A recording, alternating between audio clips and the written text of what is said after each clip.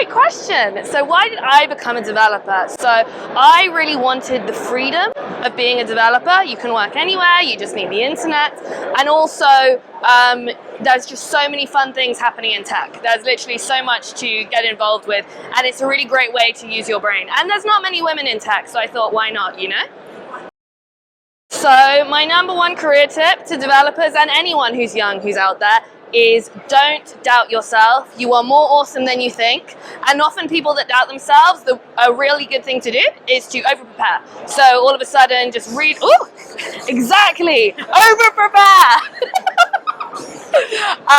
So I can see you like that. So yeah, if you want to do dancing, then practice all your dance moves. If you want to become a developer, do your Udemy courses, set up Git, get everything sorted.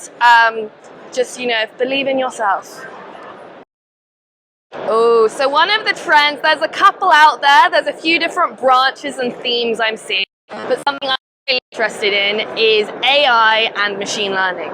So being able to use, I just went to a really interesting L'Oreal talk. I like makeup.